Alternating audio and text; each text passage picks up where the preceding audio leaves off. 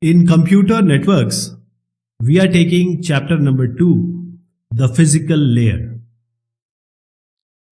From waveforms to bits. So here we are going to discuss about the theoretical basis for data communication. Whenever we are communicating, sending and receiving data on different medium, on different devices, what is the underlying thought? What is the theoretical basis? What is the science? Then we will talk about the modulation.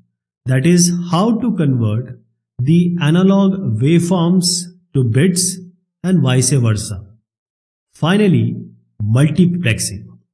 How can a single physical medium can be employed, can be used to carry multiple simultaneous transmissions? The theoretical basis for data communication.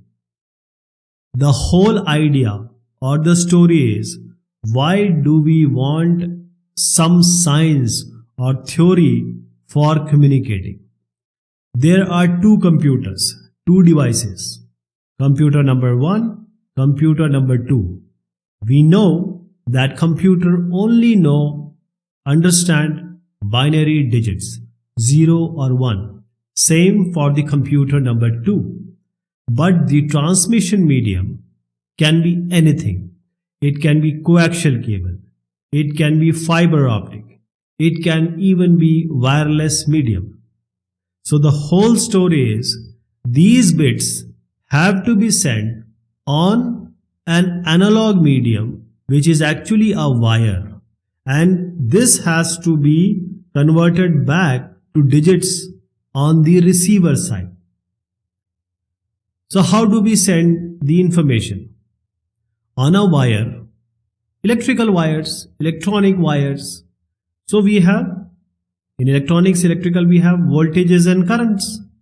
So the best way is to use this voltage and current and send.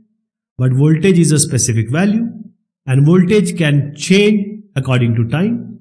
For example, sometimes V1 voltage, say 5 volt, sometimes it will be 3 volt, 2 volt. I'm taking just example. It can be even 0 volt.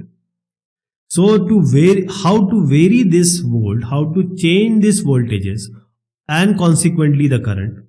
And on the basis of that, can the data be transferred? Can the information be transferred? For example, at 5 volt, you can say 1 is being transferred. At 0 volt, say 0 is being transferred.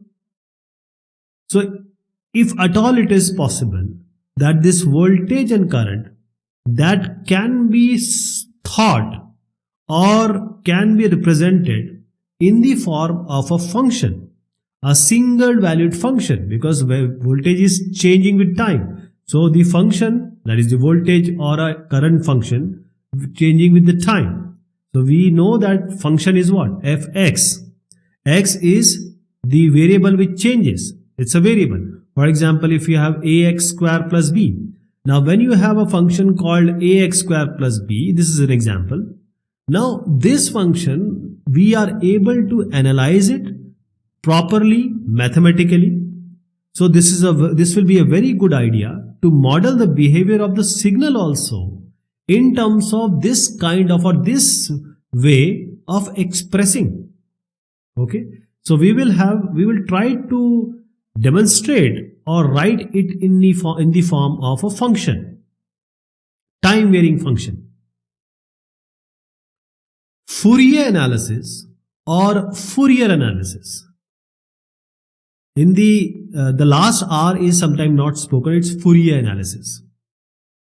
See, I'll start with a very basic example. If you are learning, you are not understanding, you can ask your brother, you can ask your sister. Okay? Even if you are not understanding certain stuff, you can go to your tutor and you will be able to understand. He may guide you. So the whole story Fourier analysis is that if at certain domain or certain place, for example, time domain, for example, we have different voltages, different currents. At T1, certain voltage is there, some at time 2 voltage has changed or the current has changed. This is the time domain, because depending upon time the voltage is changing. If it is difficult to understand this in this scenario, for example, let us take one more example. An image has pixels, picture element. So this is X and Y, so it's a spatial domain. So if certain things are not easily understandable or representable in a spatial domain or a time domain, why not to transfer them into frequency domain? Frequency is what? Number of oscillation per second, or certain numbers, how many times that number has occurred, has come. So the basic thing is that if you're not learning something, go to tutor. If you're not understanding something in the time domain, why not to change it into the frequency domain? So the total idea of Fourier analysis is this only. That is, the time domain, the Fourier analysis converts from time domain to the frequency domain, and then we analyze the signal. Before I go ahead, let me tell you about this gentleman. He is Jean-Baptiste Joseph Fourier. As I said, the last R is not spoken. From 1768 to 1830. Now he gave a very crazy idea. Why it was called a crazy idea? Because he said any periodic function can be rewritten as a weighted sum of sines and cosines of different frequencies. He said that if certain function is there which is periodic, it can be written as the weighted sum of sine term and cosine term. Now most of the people didn't understand, and those who understood, they didn't believe. The big names like Lagrange, Laplace, Poisson, all the big wigs, they didn't believe it. Not until 1878, when it was actually, his thought was actually translated and it came to be true. And that was called now as the Fourier series is the basis of all the digital communication. So this is the expression he formed. You can say a formula, you can say an expression. And he said that a time varying periodic signal, that the signal has to be periodic. This can be represented as a series of frequency components or harmonics. He said a function has to be there, say a GT function, it is changing with time, and it has a period of t, that is every time after t it will repeat itself. That is why it is a periodic function. So for example, sine function or a cosine function, it will always repeat itself after 2 pi, 360 degree. So sine and cos are periodic functions. So he said any function which is periodic, this can be constructed, this can be written as the sum of number of sines and cosines. He also said it has to be weighted. Finally, this expression has come. This is the expression he said. So let me tell you what all are here. You have to concentrate on sine and cos term.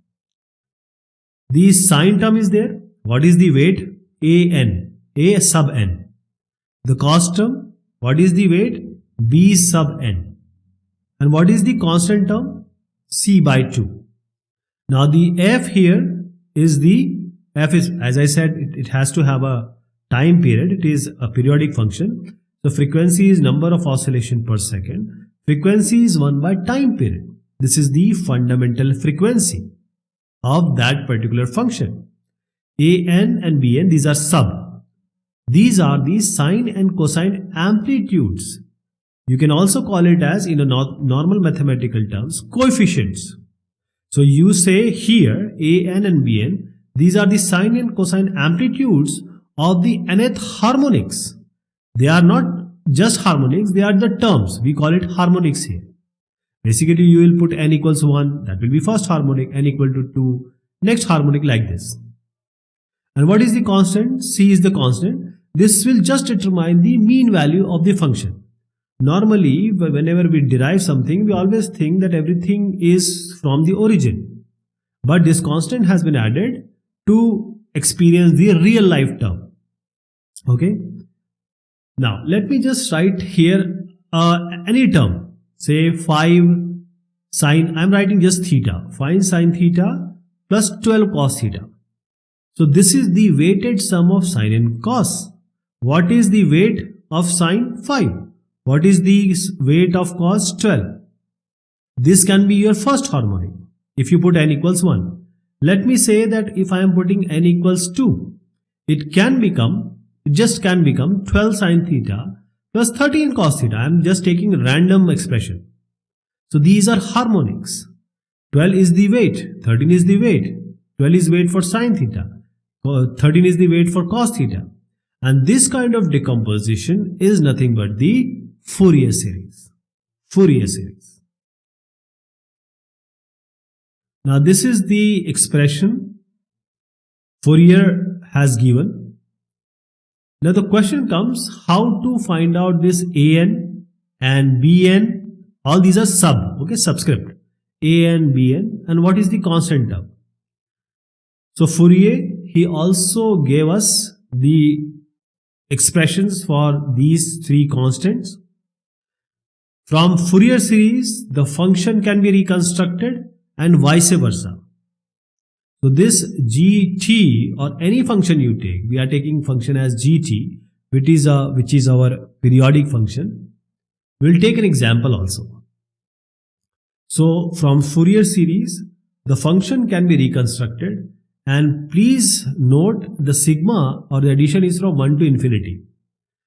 What I am trying to suggest is that if period t, that is time period, is known, the frequency, the amplitudes are known, that is the coefficients, the original function of the time, this can be found, this can be retrieved by performing the sum of this equation. That is why it is 1 to infinity. When you actually run it from 1 to infinity, all these terms with the coefficient, you will get the actual function. So the data signal with a finite duration, this can be handled by imagining that the entire pattern is repeating. That is why we are calling it as a periodic function. That is, from t to 2t will be same as 0 to t will be same as 2t to 3t. Right? Now the question comes, how to find out this constant terms an, bn, and the c term, constant term. It's quite easy. It's all trigonometric expression we'll use, and it's quite easy. Just have to multiply the whole expression which you see here by sine 2 pi kft. Multiply both sides by sine 2 pi kft and just integrate with the period, that is from 0 to t. So when we integrate it, whole expression multiplied by sine 2 pi kft, what do we get? We get an, because all the term of bn will vanish. This is simple trigonometry. I'm not going into the detail, just letting you know that how to find out this an. Similarly, bn, b sub n, same thing will happen. Now multiply the whole expression, because earlier we multiplied with sine 2 pi kft. Now we'll multiply the whole by cos 2 pi kft. Same thing. Again we will integrate it from 0 to t. And now we will get b sub n, because all the term containing a sub n will be cancelled, will be 0. And how about finding the constant? an we found, bn we found. First we multiplied by sine, then cosine. In order to find out the constant term, we just integrate both the side with the period, and finally we will get the constant term. So this all was done by Fourier, and all these operations, the coefficients, or you can say the harmonics, an, Bn, and constant term, the expression is what you see here, right? You can call it harmonics here, but these are the different terms. What is the relevance of this Fourier series or these expressions in terms of data communication? Because when we are dealing with real channels, actual communication, different frequency will be affected differently. That is, data communication, real channels affect different frequency signals in a different manner.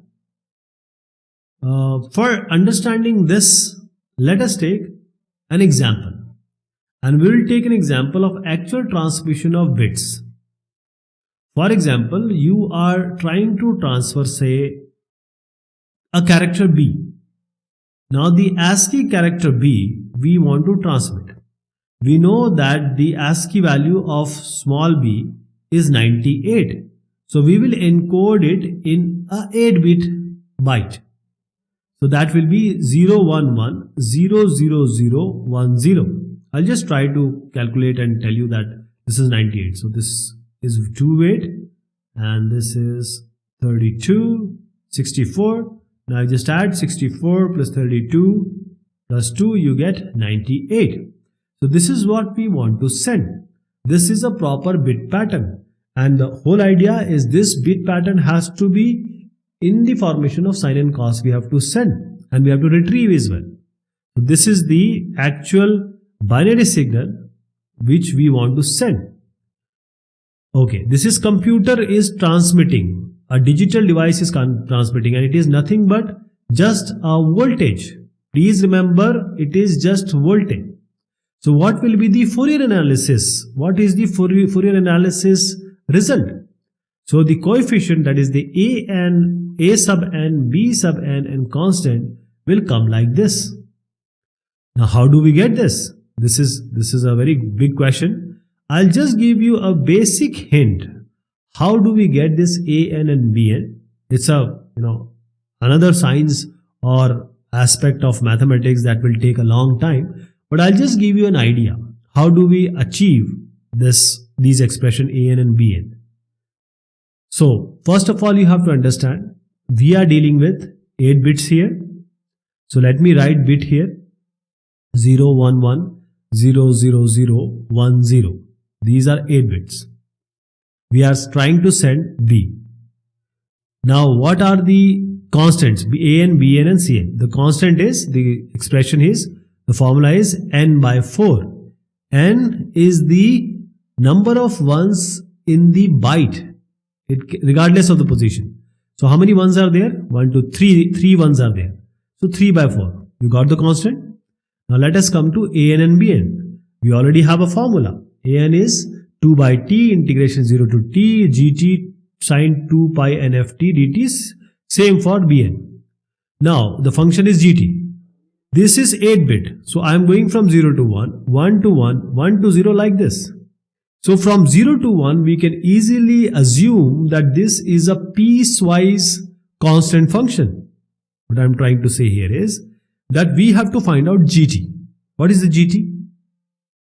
When I am saying I am going from one place to another, from 0 to 1, it can be 0 to 1, it can be 1 to 1, it can be 1 to 0. So it will be a straight line. So it's actually a piecewise linear constant, a piecewise constant. Because I am not going to integrate from first bit till 8 bit. I am going to integrate from first bit to second bit to third bit to fourth bit like this till 8th bit. Right? So basically gt is a constant. If we just take one bit, it is constant. So we will integrate it and assume that this function gt is nothing but a constant. So there is no gt now. Okay, now we know the expression of an and bn. So there is one term you have to understand, that integration is from 0 to t.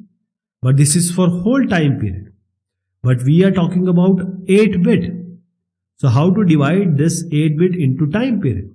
So we are introducing this kt by 8 till k plus 1 t by 8 because k is varying from 0 to 7, 0 to 1, 1 to 1, 1 to 0, 0 to 0, 0 to 0, 0 to 1 and 1 to 0. So that is why gt is constant and we integrate it from kta by 8 till k plus 1 t by 8. First with the cos term, second with the sine term, you know the integration. You know sine and cos integration. Finally, when you put the limits, you have two expressions for an and bn. A sub n and ba sub n. Right? I hope you got a basic idea. I'm not going into the detail. This is how we get an and bn. Now this constant, or you can say the harmonics, the final term is we have not achieved because the actual byte is B we have sent. So there are 3 ones here, 1, 2, 6. So now you have to put n equals 1, n equals 2, n equals 6 and then you have to add.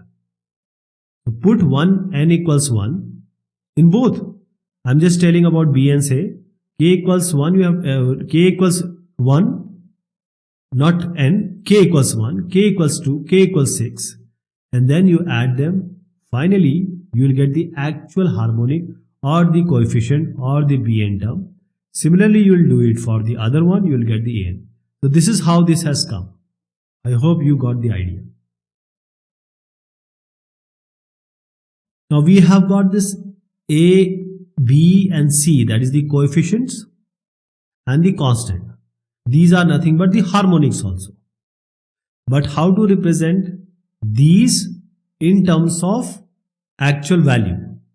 Let us say we are putting n equals 1, that is A1 and A1 and B1.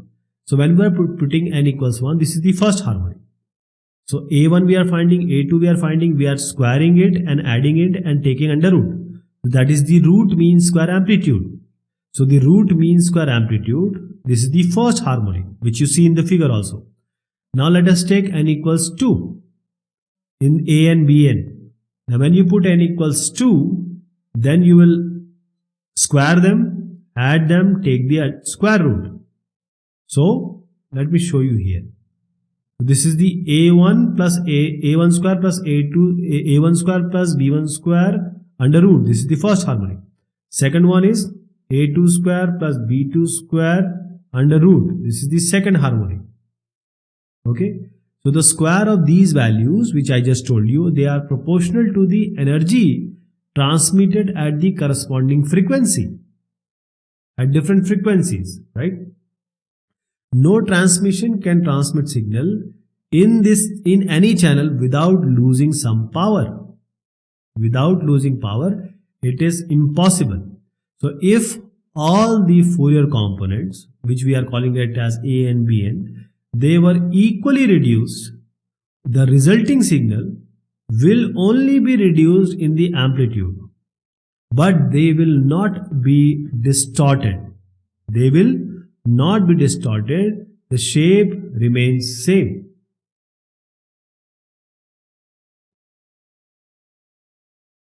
This is how we send. I will talk about actual bit, how many harmonics we need to send this bit formation. Okay, because we have to limit. There can be multiple harmonics. You can argue that it can be A1 till A infinity. But how many harmonics do we need? Before that, bandwidth limited signals.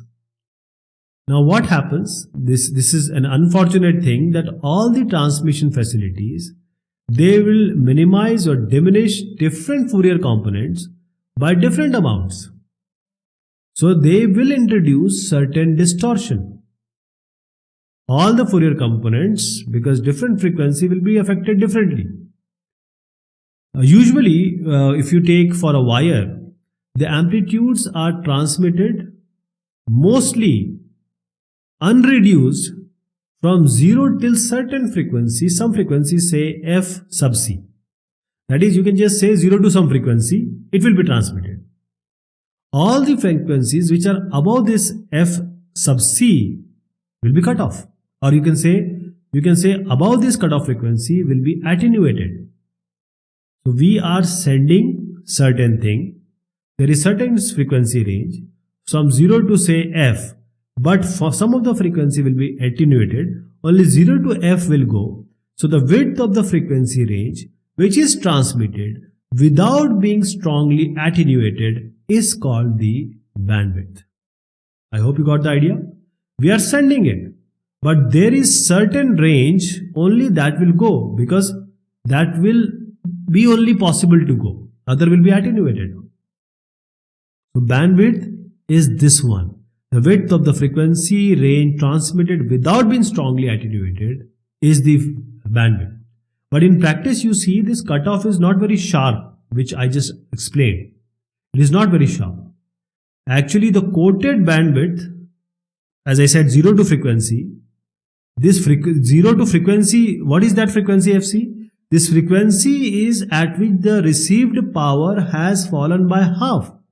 This is again a new thing. So let us understand by here.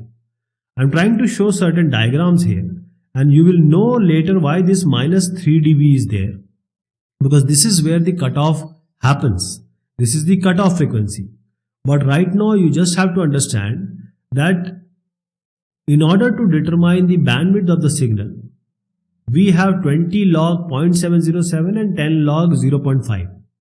This is only when we decrease the voltage from maximum to certain percentage, say 0.707, that is the 70% max, or decreasing the power from max to half power.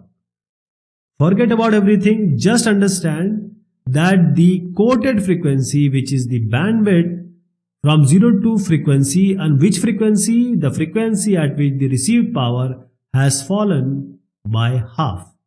The frequency at which the received power has fallen by half. So this 20 log 0.707, these are expression, 10 log 0.5, 0.5 is for the power to be half. So again, let me reiterate, bandwidth from 0 to that frequency at which the received power has fallen by half. So the bandwidth is a physical property of the transmission medium. It totally depends on the construction, the thickness, length, and material of a wire or a fiber. Bandwidth limited signals. So how do we limit the bandwidth? What are the criteria? What are the ways? For example, we have a channel. This is a road, for example. Some work is going on, so we just leave this space. So how do we do this? We use filters. So these filters are used to limit the bandwidth of a signal, to further limit the bandwidth of a signal. For example, 802.11 wireless channels, they generally use roughly 20 megahertz. So we use these filters. So 802.11 radius filter the signal bandwidth to this 20 megahertz size. This is how this filter works. They further limit the bandwidth of a signal. Let me take one more example. The traditional analog television. These channels occupy around 6 megahertz each. It can be on wire or over the air. 6 megahertz. So again, same thing. The filters will be used so that the 6 megahertz can be used by the channels. So filtering is all about letting the signals, more and more signals, to share the given region of spectrum being assigned. That is how it will improve the overall efficiency, right? So this filtering is allowing us to use the whole spectrum, improving the efficiency. And now comes the baseband and band pass signal. So the difference only is that one is centered around 0, one is not centered around 0, one is shifted. So signals that run from 0 to maximum frequency, say F max or F sub C. So signal that run from 0 to maximum frequency, these are called as baseband signal, baseband signals. Okay? And those signals which are shifted to occupy a higher range of frequency, for example in the wireless transmissions, these are called as passband signals. We are actually shifting it. We are shifting it in order for them to occupy the higher range of frequencies. That is the passband signal or band pass signal. Let me show you here. This is the baseband signal. It is centered around 0. So the spectrum not centered around non-zero frequency, you can say also. So it may have a DC component also. In the passband or band pass signal, we have shifted with certain carrier frequency FC. So now it has been shifted, and this is the portion we have shifted. So this FC we have shifted. So this B by 2 and minus B by 2 and B by 2 will have a additional factor of this FC, adding and subtracting. So this is the band pass signal. Now it is centered around this FC, the shift of carrier FC. One is around 0, one is around some FC. Now let us come again back to this discussion. We wanted to send the bits. These bits we have converted them into the harmonics. Actually, the Fourier analysis, Fourier coefficients, A, N and Bn. A1, B1, A2, B2 like this. And then we squared them, we added them and then took the under root, we called them as RMS amplitude. Now if we are sending one harmonic, if we are using just one harmonic, we are just using n equals 1. Now let me represent it. Are we able to send this proper signal or say ASCII bit B properly? Let me just write it. Only 1 1 I am writing. Is it representing 1 1 1? So these are not representing properly. That is, even by naked eyes it doesn't seem good. Now let us say we take two harmonics. Now things look quite different. This is 1, this is 1 and this is also 1.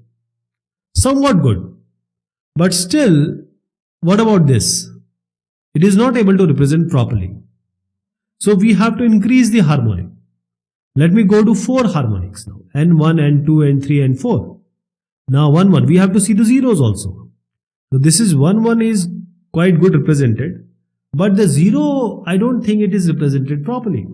Because there is, in the below, there is a spike here. It cannot represent a 0. Because it is all about voltages. We are talking about voltages. So let me go one more ahead. Let us take 8 harmonics. A1 till A8 we have used. So this is 1, 1, 1. And you have peaks. And those, you can say the crest and troughs. This is 0, this is 0, this is 0. Now, this successive approximation of the original signal, what you saw here. So the binary signal and its root mean square Fourier amplitudes I showed, and finally this is the final approximation of the original signal. This is how the bits will be sent in terms of harmonics, which is the actual computer is sending bits to another computer, and in between we have analog medium. This analog medium is taking it in terms of harmonics. You are sending it on an analog channel, right? We cannot be handling less harmonics. We cannot handle or higher harmonics. We have to be very precise. I'll give you one more scenario. These are the BPS, bit per second. See, all things are given. Bit per rate, how many harmonics we are sending, what is the first harmonic for 1 bit per second, what is the time. So let us say we have a bit rate of B bits per second. What is the time required to send the 8 bits? 1 bit, it will be 8 by B second. 1 bit, 8 by B second. Okay. Now you don't have to worry about these mathematics. Okay, the basic idea I'll just tell you. So the frequency will be what? It will be the inverted. It will be B by 8 Hertz. I'll take a proper example here. So let us take an example of an ordinary telephone line, which is also called as a voice grade line. So this ordinary telephone line, they have already artificially introduced cutoff frequency, which is just above 3000 Hertz. So since we have an expression B by 8 Hertz, the number of highest harmonic passed through will be what? With this mathematics, basic mathematics, with this 3000 cutoff, if I use this B by 8 Hertz and use the 3000 Hertz, what is the number of highest harmonic passed through this? It will be 24,000 by B, because it will be 3000 by B by 8. 8 will go up. 8 into 3 is 24. So 24,000 by B. So this is an expression we get. 24,000 by B. Okay. Now let us come to this B. B is our bit per second. From the table, it is quite evident that if you put actual values here, let me start with 38400. You can also put 9600. You can put also 1200. So these are all BPS or bit per second. So at 38.4, this table is clearly showing that you have harmonics sent as 0. So data rates which are higher than 38.4 kbps, there is no hope for the binary signals. No hope. You will not get any binary signals. So this is not acceptable. Will not go there. At 9600 bps also, accurate reception of this original binary bit stream is also quite tricky. So what I am trying to suggest here is that limiting bandwidth limits the data rate even for the perfect noiseless channels. So in order to retrieve the bits which are being sent from one place to another, we have to see how many harmonics, what will be the bit BPS, and in what way we can retrieve it. Limiting bandwidth limits the data rate even for the perfect noiseless channels. But there are coding schemes using several voltage levels. We can achieve higher data rates. Right? This can also be done. We'll talk about these coding schemes, but this is also possible. Okay, before I go ahead, let me tell about this bandwidth, how people see it. For electrical engineers, for computer scientists, how do they see this bandwidth? For electrical engineers, basically they talk in terms of, or see in terms of analog. So bandwidth is quantity which is measured in hertz. That is what they see bandwidth. For computer scientists, they talk in digital. So the bandwidth is the maximum data rate of the channel, bits per second.